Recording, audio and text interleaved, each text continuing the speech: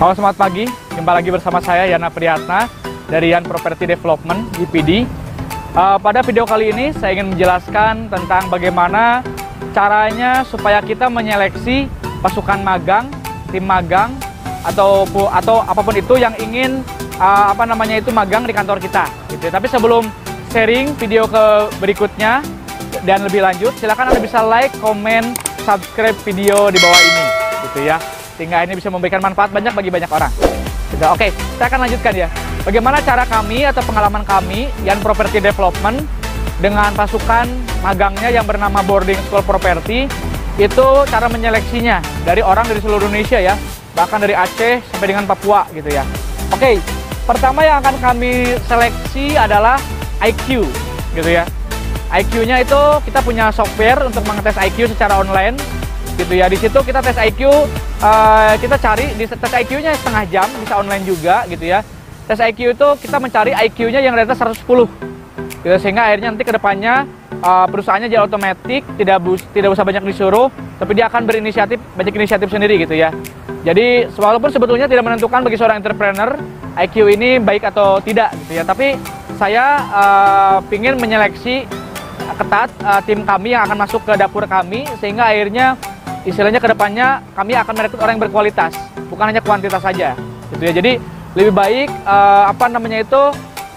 slow hire, fast respon gitu ya. Jadi lebih baik meng-hire-nya lama gitu ya, santai tapi berkualitas, daripada kita meng-hire-nya asal-asalan gitu ya. Dan memang ketika udah masuk, gimana caranya supaya dia bisa produktif secara cepat dan segera gitu ya. Jadi kita nggak usah buru-buru deh, nggak usah lama-lama untuk nggak usah cepat-cepat untuk meng-hire seorang orang yang ingin masuk ke bisnis kita, atau bahkan dia akan tahu dapur kita. Lebih baik kita santai saja, slow gitu ya. Nah, itu tes IQ. Yang kedua adalah biasanya itu tes kepintaran. Yang kedua adalah kami akan menggunakan tes keceriaan gitu ya. Jadi orang-orang tersebut disuruh buat video profilnya gitu ya. Kemudian dikirimin kepada kami, mungkin bisa melalui WA, Telegram kepada staf kami gitu ya. Nah, di situ kita akan lihat orang itu ceria apa enggak gitu ya. Kalau orang itu ceria, antusias, kemudian positif dan lain sebagainya, kemungkinan besar dia akan masuk gitu ya ke dalam pasukan magang kita gitu ya. Jadi tes kepintaran, tes keceriaan. Yang ketiga adalah tes kerajinan. Bagaimana cara kami untuk mengetes kerajinan? Salah satunya adalah dia sebelum masuk kepada bisnis kami, dia harus merangkum video dua channel video. Kalau Anda bebas ya, intinya video motivasi atau video teknis, misalnya tentang digital marketing kalau kami gitu ya. Kalau Anda misalnya bidangnya fashion retail ya, mungkin disuruh belajar retail, fashion, kuliner dan sebagainya. Nah, kalau kami disuruh belajar tentang digital marketing. Jadi biasanya kami suruh merangkum di rumahnya masing-masing sebelum berangkat ke Bandung. Itu sekitar 150 video Chandra Hasim, bahkan mungkin sekarang udah 155 video ya. Chandra Hasim, channel video Chandra Hasim, itu video motivasi dari video-video luar negeri atau dalam negeri yang kemudian disubtitlkan Indonesia, dan disitu insya Allah akan mengubah mindset anak-anak magang sebelum datang masuk ke bisnis kita gitu ya. Kemudian video kedua lebih teknis, yaitu video dari Santoso TV, itu tentang digital marketing. Jadi dari awal itu sekitar 120-an video, dari episode 1 sampai episode 120 harus dirangkum. Dirangkumnya berapa lama? Ya tergantung kecepatan merangkum.